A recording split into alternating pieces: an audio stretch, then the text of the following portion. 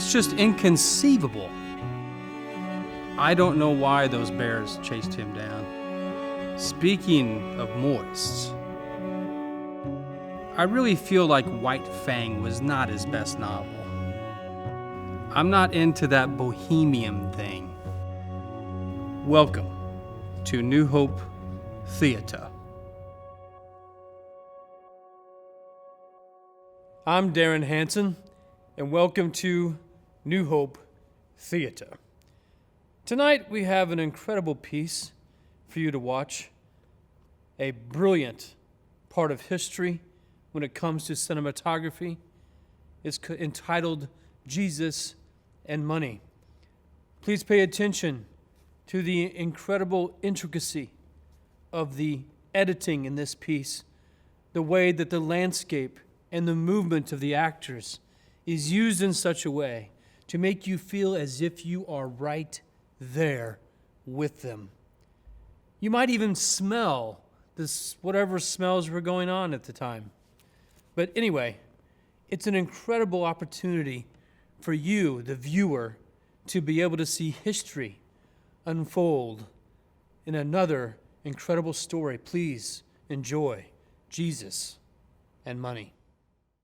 So Jesus was teaching one day, and the crowd started to gather, like they usually do, because they really like his teaching.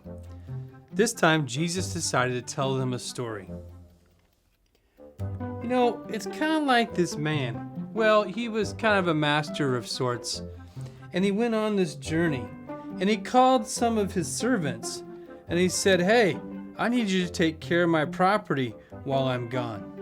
Hey guys, I decided to go on a long vacation. It's long overdue, and that I'd take the family to Tahiti or something. But anyway, while I'm gone, I want you guys to take care of my property and my money and that kind of stuff. So we're gonna have some interviews. I'm gonna set up some interviews with you three, and just see what you're capable of, and we'll talk about it. All right, let's go. You first. All right, yeah, have a seat there. Would you like a soda or anything? No, that's okay. I'm all right. Why are all the bodyguards here? Never mind. Anyway, so I'm going to be gone for a while, and I want you to take care of some money, basically. What, do you think you can handle it? Oh yeah, I can handle it. I've been a good servant, Well, I think you can too, but you've showed yourself approved, so I'm going to give you some big-time money, all right? $5 million. What? $5 million? Yep, $5 million. Here you go. Wow. Now, I want you to hang on to that, take care of it, make sure it's all good, and when I get back, okay, get out of here. All right. Bye. Hey, thanks for coming in. Appreciate the help, all of, years you've been a servant, all that stuff. Hey, there's no problem. So, I'm going to be leaving like I told you. I'm going to give you some money. I want you to take care of it, all right? Like a little bit of money. How much money are we talking about? Well, I'm thinking somewhere around $2 million. $2 million? You're going to be crazy. No, I hope I'm not crazy. You think I'm crazy by giving you some money here to take care of for me? No, I'm all right. Okay, here you go. Here you go. Here's the $2 million. Take care of that, okay? Take care of that. All right, see ya. Get out of here. All right. Hey, thanks for coming in. You're the last guy I gotta talk to here. I'm gonna be leaving, like I said. I want you to take care of some stuff for me. But I've got a question for you. Yeah, what kind of question you got?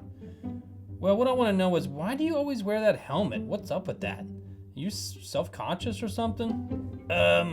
Yeah, well, let's just say it's kind of pattern baldness. Okay. Well, anyway, you've been a pretty good servant. I'm gonna give you a little bit of money here. I want you to take care of it for me, and help me out, when I'm gone, with it, okay? Okay, I think I can do that. How much are we talking? Well, I'm thinking about a cool mill. A cool mill? $1 million? Here you go. All right. Now get out of here. All right. So, when's the master leaving? He's coming here pretty soon. Hey guys, I'm on my way to Tahiti. Take care of everything. Remember, it's my money. Bye.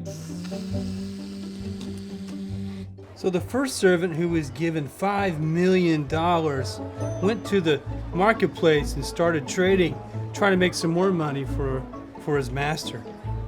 Hey man, I've got a Michael Jordan card, rookie year. What do you think? Oops, I think I'll lie down for a while. Okay. No, I'll give you some money for that. Yeah, I always wanted a Michael Jordan card. The guy who made $2 million, who was given $2 million, was trying to make more money at the marketplace too. And they worked day in and day out, trying to make more money for the master. Hey man, I got a bunch of bananas. You may want bananas? I do. And the third guy, who was given $1 million, he went out and actually buried his money, dug a big hole, and then took up the money, wrapped it in a handkerchief, and threw it into the hole and buried it good. Then he took a long nap. He didn't really care about the master's money. Anybody want to trade me for a yo-yo? Hey, I got a giant trout!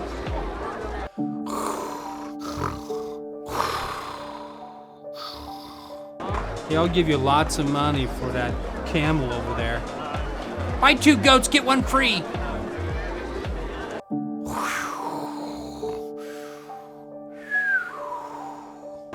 Man, my back hurts. I've been waiting on the doctor for hours.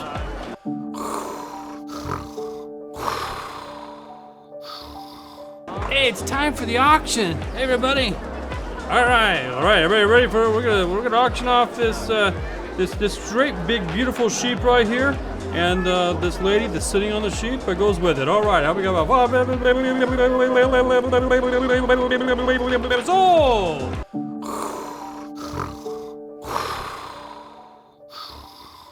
Hey guys, I think the master's back.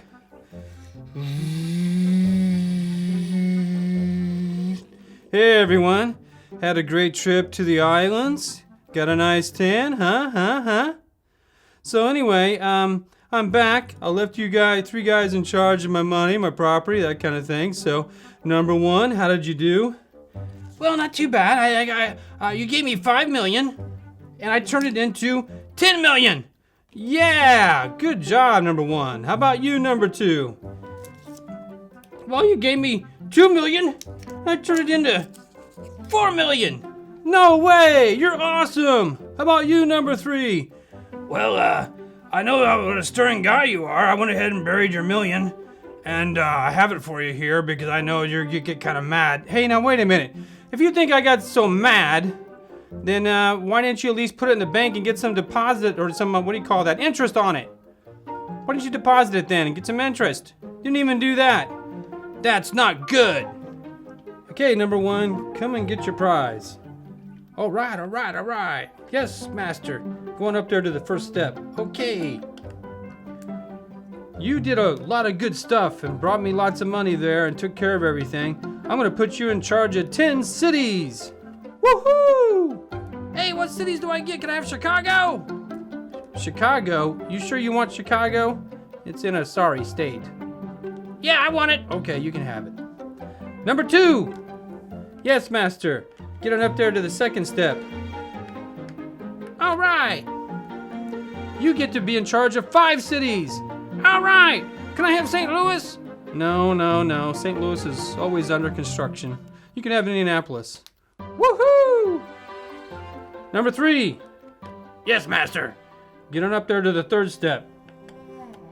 You wicked and slothful servant. I'm kind of mad with you. I mean, I gave you everything here to take care of, and I come back and this is all you do? I tell you what, I'm gonna cast you into outer darkness. Hey, who turned off the lights? Master? Hey, welcome to our lesson on Jesus and money. Of course, there is a lot in the Gospels concerning Jesus and his teaching about money and possessions. It mainly has to do with idolizing money and possessions. I mean, when you look at some of his teachings and parables and all the things he kind of throws out there about how we need to be able to let go of everything in order to follow him. So what about this parable we just watched? It's the parable of the talents. It's a pretty famous parable. What is it referring to? Is it even referring to money? I mean, in the story, obviously it's actually referring to money. A talent is not the way we use talent in the sense of like gifting or whatever, but it means talent is a type of money. Actually, you were to equivocate the money that Jesus talked about in that parable to like what it would be worth today. It was like this master was extremely rich, and he gave these three guys the equivalent of like $1 million, $2 million, and like $5 million. So we're talking about a ton of money that he was leaving them in this parable to do something with. And what is the ultimate meaning of that parable? What is it saying to us as far as what Jesus is talking about with money? We could go into, like I said, there's so much in the Gospels about his teaching on money, and there's so many things that we can hit. And I know Pastor Tyler is going to be speaking on Sunday morning about Jesus and money, and we'll bring up some really good points that come from the Scripture. But let's take a look at just this particular parable, and what does it teach us? Some people say that this parable isn't even about money, that we mistake it because since money is used as an illustration, it really is just that, an illustration. It's not about money, but maybe it's also about actual talent or actual giftings as we define it, that or whatever God gives us, no matter what that is. I think regardless if you think it's money in this parable or not, I think the lesson is the same of how Jesus felt really about money and about possessions. Now, some people would say that we need to have like one or two extremes when it comes to views of money and our possessions as people who are Christians, people who are following God. One extreme is that maybe that God wants to bless us, he wants to give us, he wants to give us things, he wants to make us prosperous, and the better people we are, that equivocates to being more prosperous on this earth when it comes to finances and possessions. I just don't see that in the Scripture. I don't think that's taught. Another extreme though is that some people say we need to take a vow of poverty and be like the rich young ruler, where we sell everything and give it all to the poor and not have anything. I'm not so sure that is exactly what is taught entirely either. I think what Jesus was attacking, a lot of which in that culture, but also for us today, is where are our hearts in relation to our money and possessions? Are we generous with the things that we have, or do we hold on to them because we love them? The parable of the talents basically talks about that. It talks about how we might view the things that we have, that God is the one who's given it to us. He's the master.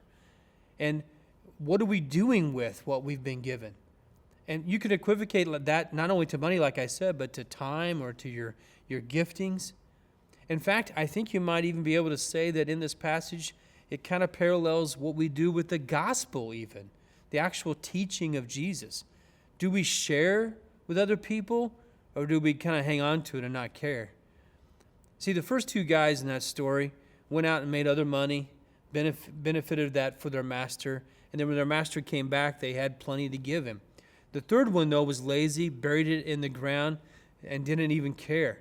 You know, it's interesting, in the book of Luke tells this story, and one of the things he kind of notates that Matthew doesn't in this story is that third man who buried it in the ground, he took a handkerchief, and he wrapped up the money, and he buried it in the ground with a handkerchief. I think what he was saying was, and implying was, this guy didn't even really care. There were people who actually buried money back then. That's how they kind of kept it away from robbers and so forth. But they took great care of it. They put it in boxes and containers, and they didn't wrap it up in handkerchiefs. So this guy really didn't care about what was going to happen to the master's money. He was just kind of, like he says in the end, just kind of like, I'm scared. I just want to make sure you get it back and nothing ever happens to it. So when we look at that, what it means is that this guy just didn't care about the master's agenda. And he just, if you think about it, he even actually blames the master in some ways for his own action. Because when the master comes back, he says to the master, hey, I know how much of a bad guy you are. I mean, you're so stern. and you're going to take it out on me. So I want to make sure I wasn't, I did the right thing. And the master says, well, if I'm so bad, then you would have at least went and put it in the bank and got a deposit because you would have been afraid of how I would have responded. So logically speaking, that doesn't even make any sense. But I don't think that the master was actually saying that this is the truth about me. I think that's how we are with God sometimes. We get him wrong. And so therefore, we think that we know, we may even in our heads know that all things come from God, but because we love the things that we have, we want to hold on to them. We want to control them. And in some ways, we kind of tend to talk ourselves into that we're better than God, that we can, that we have a better idea of what to do. And we kind of unfairly kind of stereotype God or put him into some sort of place that he's not, describing him in our own minds in some way that he really isn't. He's not this harsh tyrant, and I don't think that's exactly what the parable was trying to say, as much as that we cannot hold on to the things that God has freely given us, but instead we are to share and be generous people. How serious is God then? I mean, when you look at this passage, don't you think it makes sense that God seems to be really serious about how we are supposed to be generous with our money, our possessions, our giftings, our time, and like I said before, even the gospel itself? Do we consider others better than ourselves, as Paul writes? Everything you have, everything you are, is God's. But are we hoarders? Are we hoarders with it? I mean, how much do we really share? Not only of the things that we have, but of who we are. I think it applies to all those things. And when you look at this passage, when you think of the teaching of Jesus and money, that's one major teaching that we've really got to hold on to. And that is the challenge that Jesus brings before us in the parable of the talents, is that what are you doing with what I've given you?